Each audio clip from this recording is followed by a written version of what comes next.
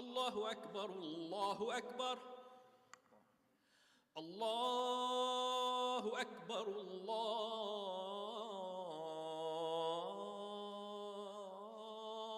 الله أكبر. أشهد أن لا إله إلا الله. أشهد أن لا إله إلا الله. أشهد أن محمدًا رسول الله.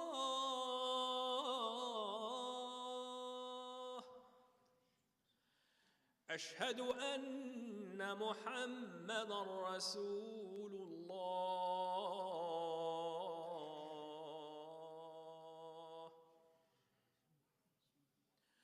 حي على الصلاة.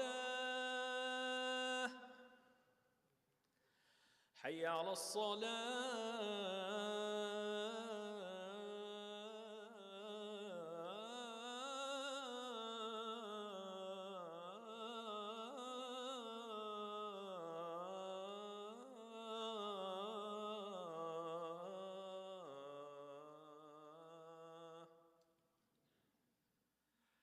حي على الفلاح.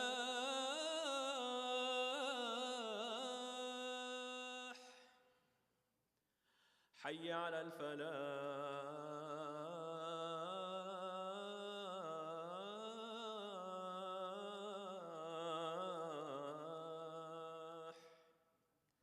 الله أكبر الله أكبر.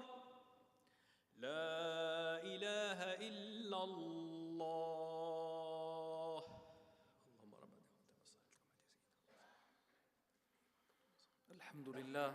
الحمد لله الذي هدانا لهذا وما كنا لنهتدي لولا أن هدانا الله وما توفيقي ولا اعتصامي إلا بالله عليه توكلت وعليه فليتوكل المؤمنون. وأشهد أن لا إله إلا الله وحده لا شريك له ولا نذير له ولا مثال له. وأشهد أن سيدنا وسندنا ومولانا محمدًا عبده وحبيبه ورسوله. اللهم صل وسلم وبارك على سيدنا محمد وعلى آل سيدنا محمد وسلم تسليماً كثيراً. أما بعد، فيا عباد الله، أوصيكم ونفسي الخاطئة بتقوى الله وطاعته. إن الله مع الذين اتقوا والذين هم محسنون. يقول ربنا سبحانه وتعالى في كتابه الكريم: أعوذ بالله من الشيطان الرجيم. إنما النسيء زيادة في الكفر يضل به الذين كفروا يحلونه عاما ويحرمونه عاما ليواطئوا عدة ما حرم الله فيحلون ما حرم الله زين ذلك في قلوبهم إلى آخر الآية. صدق الله العظيم. I praise Allah and I ask Him to send His peace and His blessings upon His beloved Prophet Muhammad sallallahu alaihi wasallam, his family members, his companions, and all of those who followed his way of life. And I bear witness that there is no God but Allah. And I bear witness that Prophet Muhammad alayhi salatu wasalam is his messenger and his servant. Dear brothers and sisters, we are living the days of Rajab, a month considered to be Muharram, a sacred month. Allah Jalla Jalaluhu in the Quran, He says, Inna iddat ash-shuhuri inda Allah 12 shahran fi kitabillah yawma khalaqa as-samawati wal-ard. ذلك منها 4 حرم ذلك الدين القيم فلا تظلموا فيهن أنفسكم. He talks about the number of the months during the year to be 12. And then he says that 4 of these months are considered to be sacred. Therefore, during these sacred months, we should not oppress ourselves. فَلَا تَظْلِمُوا فِيهِنَّ أَنفُسَكُمْ. Do not oppress yourselves during these sacred months. The hadith of our beloved Prophet Muhammad sallallahu alaihi wasallam elaborates on what these 4 months are. And according to the hadith, we know that the month that we are in right now, the month of Rajab, is considered to be a sacred month. Sacred, what does it mean, Muharram? I mean, translating that as a sacred, a lot of people, they may understand that it is an honorable month, a virtuous month, an important month. But what does it really mean? And Allah subhanahu wa ta'ala has explained the meaning of it. Not the literal meaning of the word Muharram, but has explained the deeper meaning of what we should not do during the month of Rajab and the other 3 months. In other words, by saying what is the most important thing that you need to know about these months, he says, فَلَا تَظْلِمُوا فِيهِنَّ أَنفُسَكُمْ. Do not oppress yourselves during these months. This is the most important thing that you need to learn what to do and what Muharram means to you. Literally, if we translate the word Muharram, it means to stay away from something that is prohibited. And Arabs back in the days, as many nations even nowadays as well, used to fight. And the Quran tells us, إِنَّمَا النَّسِيءُ زِيَادَةٌ فِي الْكُفْرِ. So they used to, I don't want to go too much into the story, but I'll try to wrap it up very quickly in order for us to understand what these ayahs from Surah At-Tawbah they're talking about. So it says that Arabs, they would consider if Rajab, for example, would start tomorrow, right? If Rajab would start tomorrow and Rajab is one of the sacred months, they would say, well, tomorrow is not Rajab yet. Rajab is going to start after tomorrow. Why? So they can continue لِيُوَاطِئُوا عِدَّةَ مَا حَرَّمَ اللَّهُ. So they can exceed, they can go extra day. They can go an extra day and fulfill their evil plans. Because fighting is evil. Unless you're fighting for justice, but according to the Quran, they were not just fighting for justice. Most of their fights were based on personal reasons. He said this to me, I said that to him, he offended me, I offended him. So the tribes, they would go on for months and months and fight based on some unimportant matters. But however, in order for them to extend that, right, in order for them to fulfill their evil fights, they would consider even these sacred months not to start when in reality they have started. So that's what Allah subhanahu wa ta'ala criticizes here. So there are 2 things that we must pay attention as we dive deep into the interpretation of these ayahs from Surah Al-Ma'idah. Number 1 is فَلَا تَظْلِمُوا فِيهِنَّ أَنفُسَكُمْ. Muharram to me, Muharram not as a month, but Muharram sacred, or to stay away from, it means for me that I should stop oppression. What kind of oppression are we talking about? Oppressing myself to begin with. If I am using prohibited things that Allah has considered to be haram, I should stay away from those. Well, brother, I'm not using alcohol. I don't even consume pork. These are the most easy things that even non-Muslims sometimes don't use. There is a harm that you can pose to your own self is through a mental harm, spiritual harm. Mental harm is when you are thinking and continuously possessing ideas that are harmful to your own spiritual values. Again, you have ideas in your mind, you have feelings, and you continuously harbor those ideas and those feelings instead of letting those go, or instead of rejecting those ideas. What are you talking about? Well, I'm talking about, for example, hate, right? Somebody has done something to you. Forgive. Nope. I have grudge. I'm going to keep it deep inside of me. You're hurting yourself by doing that.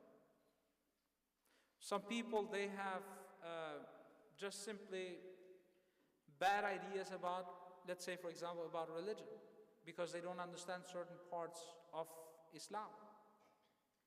Let's say for example, it's not normal for a person to stop drinking, for example. Again, it may be anything that you are harboring in your mind, whether it is towards religion or towards people, that does nothing to you but harms you. So Allah subhanahu wa ta'ala wants to call your attention during these 4 sacred months for you to analyze the matters carefully and to stop harboring any ill feelings or wrong ideas in your mind. So purify yourself that way. So stop the oppression towards yourself. And then there is the other kind of oppression when you oppress the others. How do you oppress the others? You abuse them mentally. You abuse them spiritually. You abuse them physically as well. You call people names. You keep lying to people. You deceive people. You take their rights away. You beat them up. You murder them. So all of these are different forms of demonstration of that oppression, as I was talking about. And Allah subhanahu wa ta'ala says, فَلَا تَظْلِمُوا فِيهِنَّ أَنفُسَكُمْ. Do not express that oppression. Now, why in particularly during these months? Because the human being is created, خُلِقَ الْإِنسَانُ ضَعِيفًا. Human being is weak. Not because Allah subhanahu wa ta'ala is weak, وَنَعُوذُ بِاللَّهِ, and He is creating a weak creation. But purposely, the human was created weak in order to connect with somebody who is strong, with somebody who has all the power, all the abilities. That's why Allah subhanahu wa ta'ala created the human weak, so He can connect with Him. He can depend on Him. So he doesn't feel independent like some people unfortunately behave as they are independent from God. So as we are created like that, we want to better ourselves during these 4 months. Because when we start bettering ourselves, and to begin with, staying away from oppression, which opens a door for us to do other khayrat. Oppression, injustice, being unfair, whether it is to yourself or the others, it helps you, when you restrict yourself, you better yourself in that matter, it helps you a lot to start achieving good deeds, to exceed in doing righteous deeds. When Allah subhanahu wa ta'ala says, for example, وَسَارِعُوا إِلَى مَغْفِرَةٍ.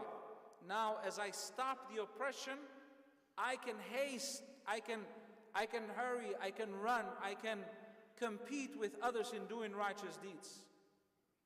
When Allah subhanahu wa ta'ala says, stay away from the taghut, when Allah subhanahu wa ta'ala says, وَفَعَلُوا الْخَيْرَ, right?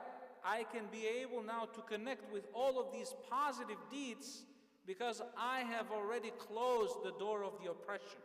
Oppression is very, very, not just important to understand, but it's very important to close that door. A lot of nations, a lot of people, they suffer because they are unfair. And a lot of other nations, even if they are not Muslims or individuals, even if they are not Muslims, even if they don't believe in God, God will still give them in this world because they are being fair. A Muslim can be suffering in this world because of injustice, because of being unfair. And a non-Muslim can receive a lot in this world because of the fairness. Al-adl, which is connected strongly with, of being against oppression. Justice, when you are a just person, a fair person, is when you are fighting and rejecting oppression. Imagine if we would be rejecting oppression on ourselves and the people around us. Imagine if Muslim countries, let alone forget about the rest of the world, just Muslim countries, they would stop oppressing their own people. Imagine how the world would have been. The world was guided with Islamic principles, and Islam started being spread in the most parts of the world hundreds and hundreds of years ago, because people stood for fairness. People valued their ethics. People valued their adab wal akhlaq. People valued their spirituality. And millions of people embrace Islam because of this. Today, we want to be like everybody else. We don't care whether we are being fair or not. We don't care whether we are applying our ethics or not. We don't care whether we become spiritual people or not. We get so connected to materialism that this world has to offer to a certain point where we're not able to see anymore what is right and what is wrong.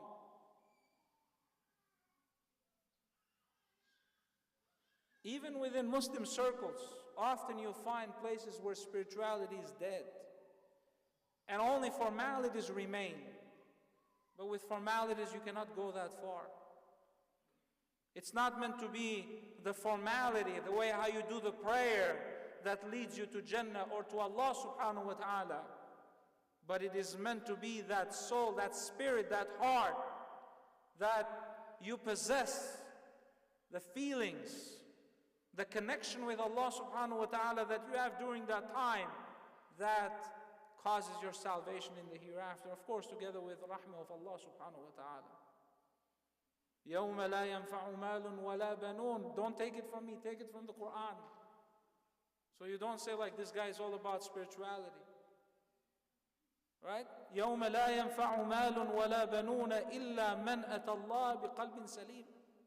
The Quran is telling you this. It will be a day when the wealth and the children, they're not going to do much to you. They're not going to be able to help you much on that day. What's going to help you on that day is the pure heart, the sound heart. Which leads me to the last part of this khutbah, inshallah, today. And that is connection with Allah subhanahu wa ta'ala.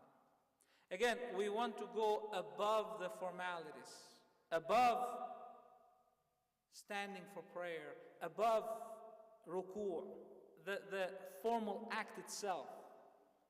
We want to have that khushu'. We want to have that peace during the prayer. Because this is more valuable than the formal act itself. All right? So it is not the way how the apple looks. I'm just bringing you a very simple example to elaborate it a little bit. So people don't say like you're theorizing here, you're talking about theory and stuff. When you look at the apple, it is not the form of the apple that really satisfies you. Sometimes some people, they're satisfied even with the form of the apple, right? That could be reality, but that shouldn't be that way. What really satisfies you, or what it should satisfy you, is the taste and at the same time the nutritions that you get from that apple. So similarly, when you do the prayer, when you fast, when you do hajj, when you do umrah, when you give zakat, when you read Quran, when you do adhkar, when you do du'as, it is not the formal thing itself, how beautifully you are reciting the Quran, but how well you are connected with the Quran. How much you are practicing Quran. أَفَلَا يَتَدَّبَّرُونَ. Allah subhanahu wa ta'ala challenges people by saying, aren't they contemplating as they're reading? The prayer, when he said to Sayyidina Musa alayhi salam, أَقِمِ الصَّلَاةَ لِذِكْرِي, he said, perform the prayer so you can remember me. In other words, the prayer is a tool for you to get close to me and to be connected with me. Why do we need to be connected with Him 5 times a day or even more than that? Well, because when you are with Him, you're closer to mercy. When you are with Him, you're closer to forgiveness. When you are with Him, you're closer to safety. But when you are away from Him, you're closer to what? To sins. When you are away from Him, you're closer to your own nafs. When you are away from Him, you have opened the door for evil to get in and to start playing around with you. Waswasa. That's why, وَأَقِمِ الصَّلَاةَ لِذِكْرِ. But the question is, are we feeling that closeness as we do the prayer or not? Now, when we are paying attention only to formalities, we start and we end with formalities. Like, for example, again, I have to be clear, giving examples. Like, when we talk about formalities, like, I have to pay attention to how well I am taking the takbir al-tahrima, right? Allahu Akbar. And how well I'm reciting Surah Al-Fatiha. And how straight I'm standing in the prayer. These are all important for sure. But they still remain formalities. Important formalities. Otherwise, sometimes, if you don't have it correct, your prayer can be invalid. But again, these are the technical aspects of the prayer. What is above that is your connection. How is your connection with Allah subhanahu wa ta'ala? You're supposed to recite Quran, for example, during the prayer as you're having a conversation with God. You're asking Him something, He's replying back to you. Alhamdulillahi Rabbil Alameen, Hamadani Abdi. Quran, Hadith talks about this one. You're saying, Alhamdulillah, praises be to God, the Lord of the worlds. God is answering back by saying, my servant has praised me. After every sentence, there is, after every ayah, except the last part, which is a prayer, dua, there is an answer from Allah. So you're saying something, Allah is answering you back. Until you reach the point where He says, هَذَا بَيْنِي وَبَيْنَ عَبْدِي وَلِعَبْدِي مَا سَأَلْ. This is between me and my servant, and whatever my servant asks for, he is going to or she is going to receive. اهدنا الصراط المستقيم صراط الذين أنعمت عليهم. Guide us on the straight path, the path of those who you were pleased with, not the path of those who غير المغضوب, those who have earned your anger, not the path of those who have earned your anger, nor the path of those who went astray. In other words, we don't want to be a part of those two categories. It's a prayer, it's a dua. وَلِعَبْدِي مَا سَأَلْ. And my servant is going to receive what he's asking for.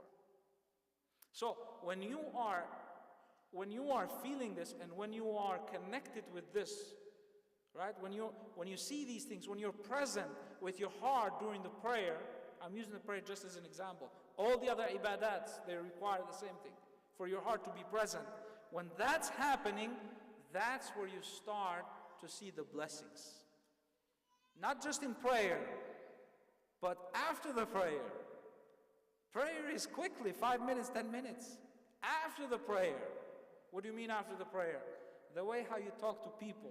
Allah subhanahu wa ta'ala becomes He assists you, He helps you, He betters you because you're present with Him often.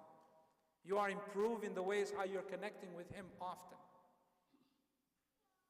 You see? So now we say, نَتَوَكَّلَ عَلَى اللَّهِ وَمَن يَتَوَكَّلَ عَلَى اللَّهِ فَهُوَ حَسْبُهُ. Right? We are relying on Allah subhanahu wa ta'ala. What are you relying for?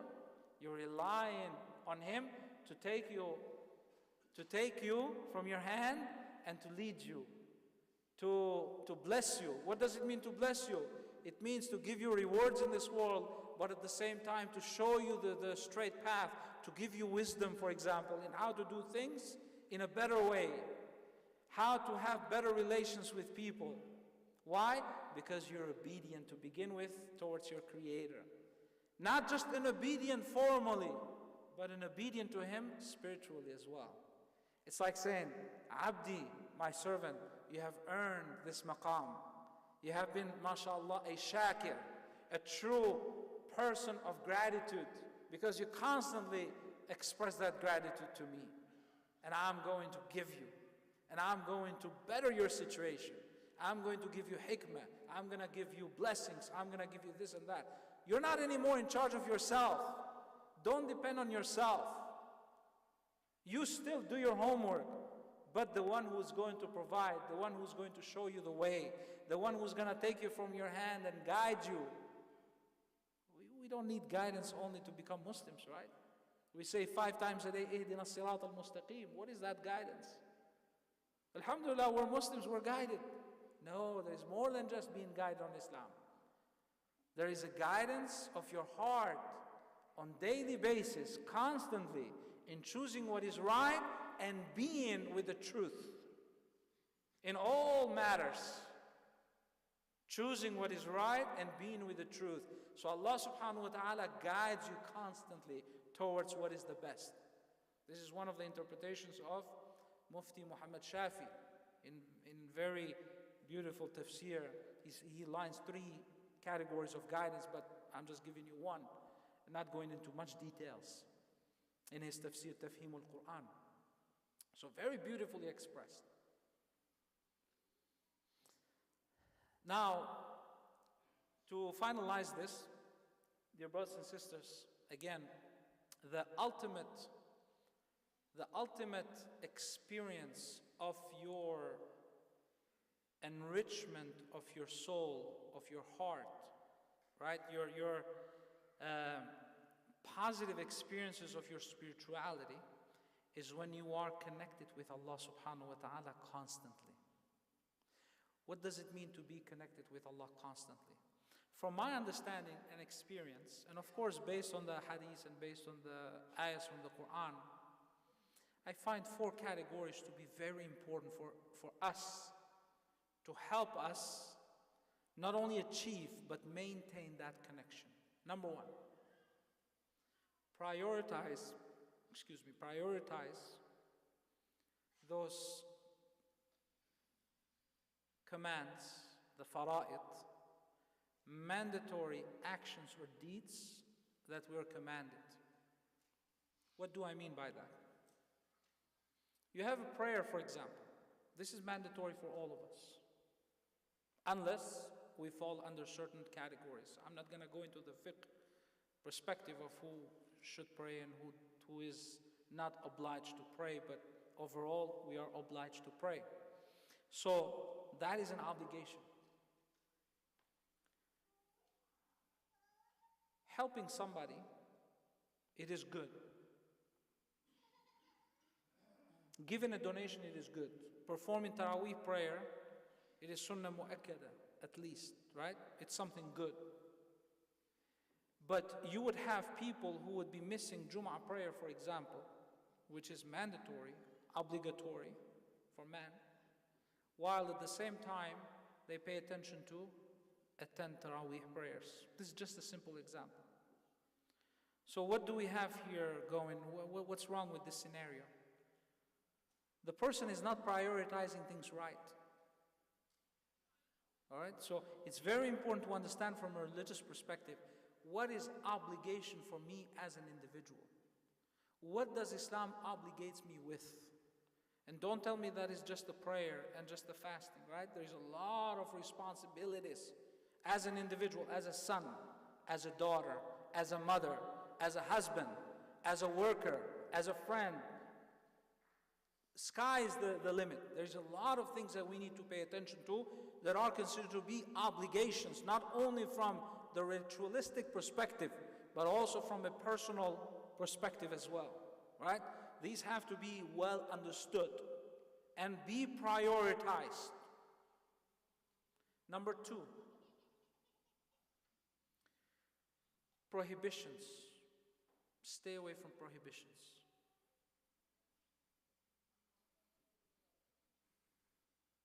The ayah that I mentioned earlier mentions that these Arabs prior to Prophet ﷺ's time,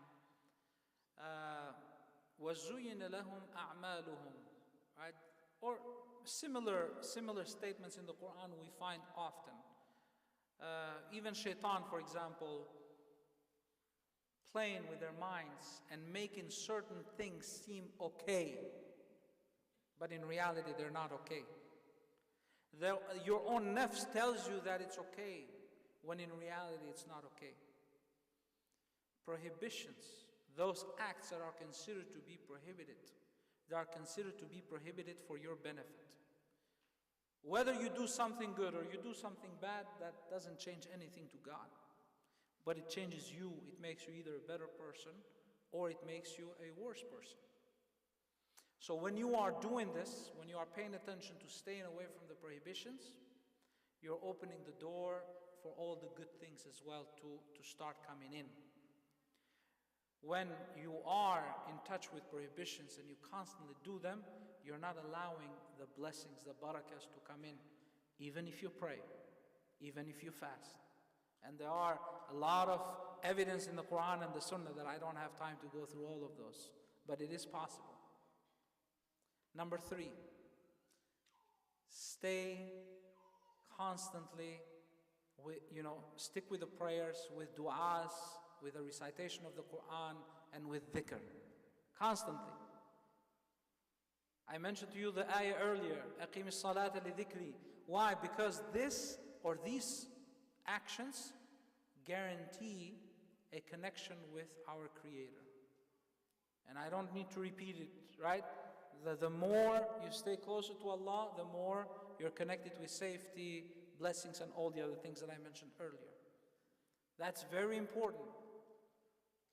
I don't have time to do the dhikr in the morning 10 minutes. Man, that's a long time. Don't. Be realistic. If it's going to be too much, don't. 1 minute. Ayatul Kursi. Kul a'udhu bi rabbil falaq, kul a'udhu bi rabbin nas. Make it 2 minutes. You're busy, no problem. Just do that, but do it constantly. Every day. You go to bed, recite the prayers. I cannot do a juz a day in the Quran. No problem. Do 1 page a day. Do half a page a day, if that's the case. So everybody based on their abilities. I don't have time to do so many salawats. Do you have time to do 10 salawats every day? Do 10 salawats. Can you do 70 times istighfar a day? Do 70 times istighfar a day. As long as you're doing it constantly. Because again, what's the purpose behind all of this? Is the connection. Is that connection. And you're showing to God at the same time that, Ya Rab, I value you. You come first. And I want to be connected with you constantly. Because I want to benefit from you constantly. And lastly but not least, stay in the company of righteous people. What helps us connect with Allah subhanahu wa ta'ala constantly and boost our spirituality, help with our spirituality, is when we are in the company of the righteous people. وَاصْبِرْ نَفْسَكَ مَعَ الَّذِينَ يَدْعُونَ رَبَّهُمْ بِالْغَدَاةِ وَالْعَشِيِّ يُرِيدُونَ وَجْهَهُ وَلَا تَعْدُ عَيْنَاكَ عَنْهُمْ تُرِيدُ زِينَةَ الْحَيَاةِ الدُّنْيَا وَلَا تُطِعْ مَنْ أَغْفَلْنَا قَلْبَهُ عَنْ ذِكْرِنَا. Be patient as you are dealing, as you are in the company of those servants, those who are guided already and who pray to Allah subhanahu wa ta'ala during the day and during the night as well. These are people who are constantly connected with Allah. So be in their company while practicing patience. Man, I'm going to this imam and I want to sit with this guy and all of that, but all he talks is about deen, or sometimes it's like kind of, very serious, and it's kind of hard, I'm not going to be able to do that. Wasbir. I have these other friends, they're religious, they pray 5 times a day, nice people, but my life is kind of different. It's very hard to kind of, do things the way how they do it. I'm a little bit more wild. I'm on the wild side. Wasbir. It's not their problem, it's your problem. You have to accommodate yourself. You have to transform yourself so you can be in that company and enjoy that company. The Quran says that. وَاصْبِرْ نَفْسَكَ. Be patient in being in their company. مَعَ الَّذِينَ يَدْعُونَ رَبَّهُمْ بِالْغَدَاةِ وَالْعَشِيِّ يُرِيدُونَ وَجْهَهُ وَلَا تَعْدُ عَيْنَاكَ عَنْهُمْ. Do not even take away your sight from them. Like, constantly look at them. Because when you are in their company, they remind you of Allah subhanahu wa ta'ala. When certain individuals, you look at them, just by looking at them, they remind you of Allah subhanahu wa ta'ala. تُرِيدُ زِينَةَ الْحَيَاةِ الدُّنْيَا. Don't take away looking at them for a cheap price, for worldly gains, for materialism, for something that has no value. Don't sell something that is so important, the company of the righteous, for something that has no value at all. May Allah subhanahu wa ta'ala make us among people who are sincere.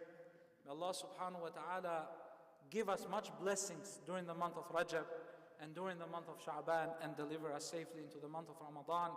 أقول قولي هذا واستغفر الله لي ولكم ولسائر المسلمين فاستغفروه إنه هو الغفور الرحيم.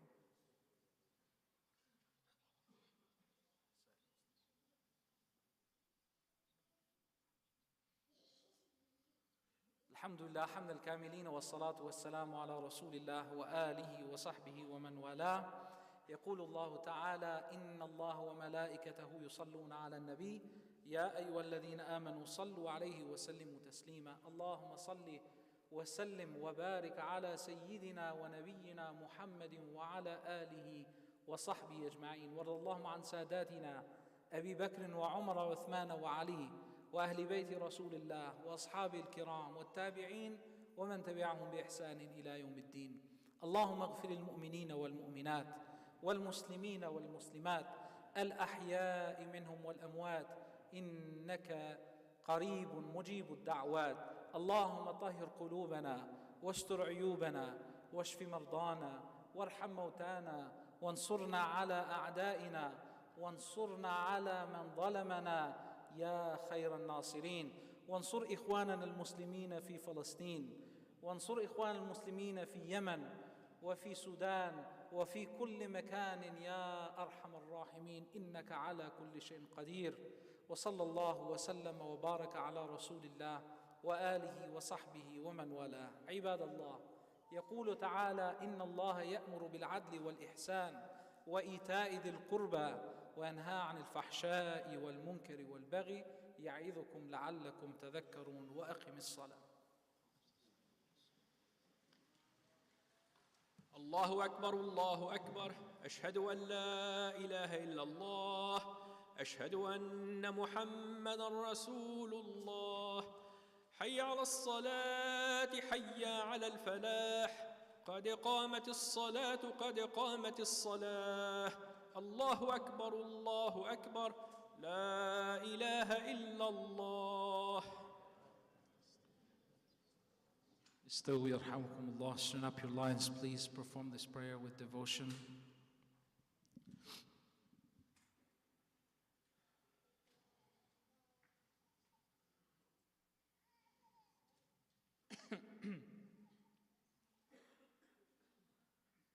Allahu Akbar.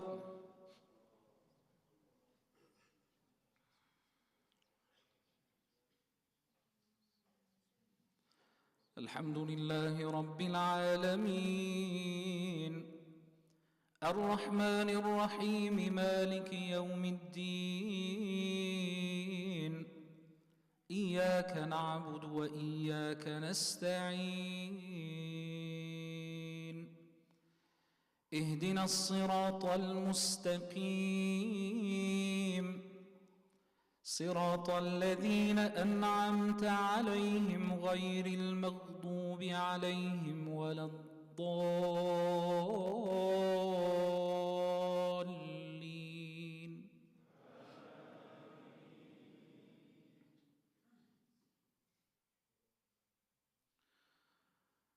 يا أيها الذين آمنوا لا تلهكم أموالكم ولا أولادكم لا تلهكم أموالكم ولا أولادكم عن ذكر الله ومن يفعل ذلك فأولئك هم الخاسرون وأنفقوا مما رزقناكم من قبل أن يأتي أحدكم الموت فيقول رب لولا أخرتني إلى أجل قريب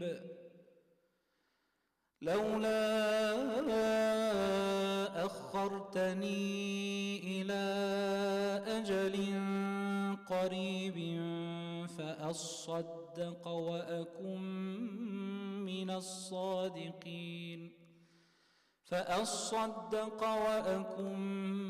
من الصالحين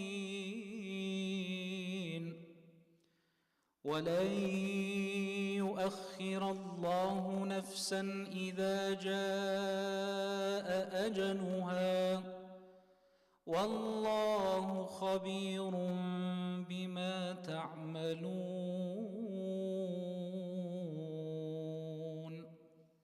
الله أكبر.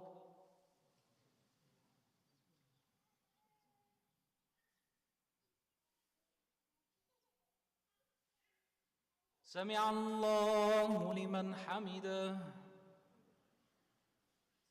الله أكبر.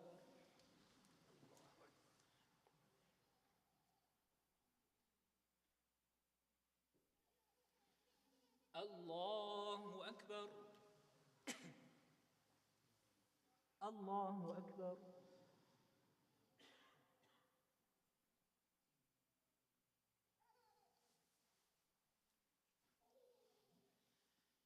الله أكبر.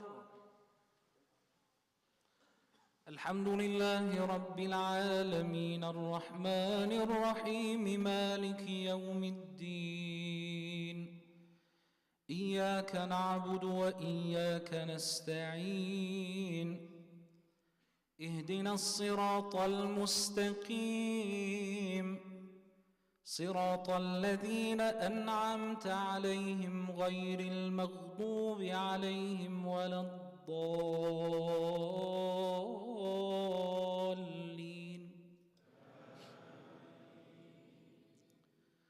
والعصر إن الإنسان لفي خسر إلا الذين آمنوا وعملوا الصالحات وتواصوا بالحق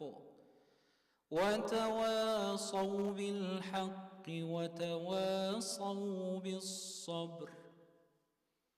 الله أكبر.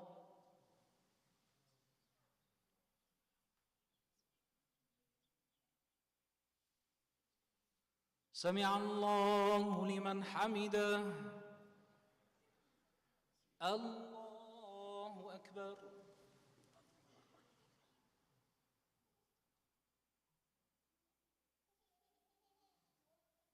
الله أكبر. الله أكبر.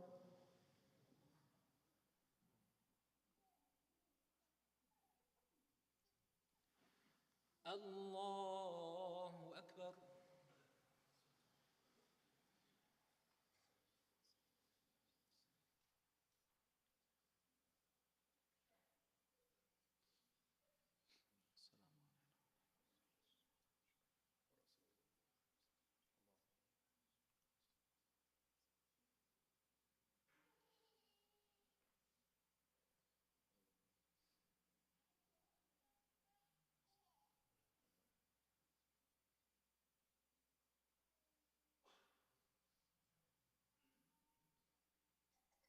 السلام عليكم ورحمة الله. السلام عليكم ورحمة الله.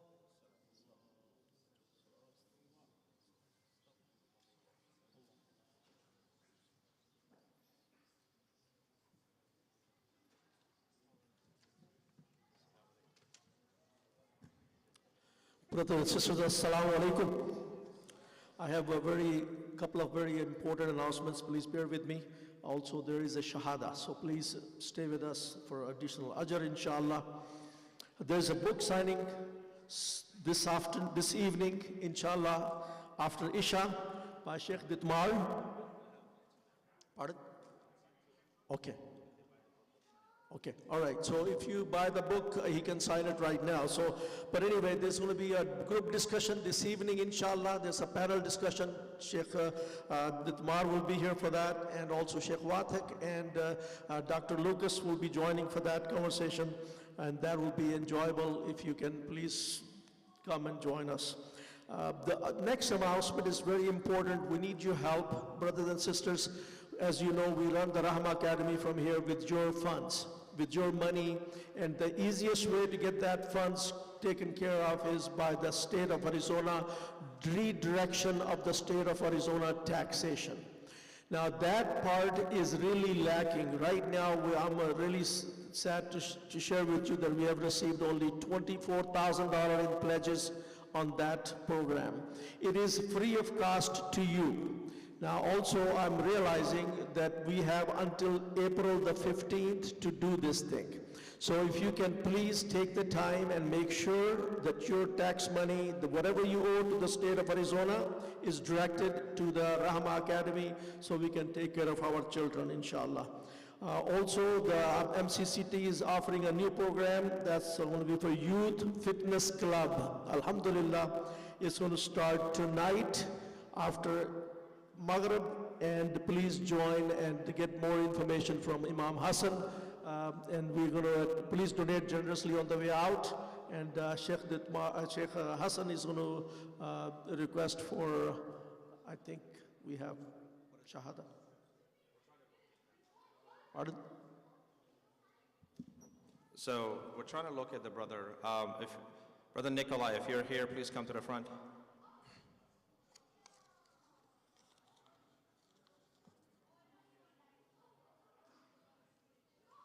Brother Nikolai, if you're here, please come to the front. It seems he's not here. All right. Inshallah, we'll see you tonight, inshallah. We'll have some refreshments for you guys in the gym. So please come join us, inshallah. Jazakallah.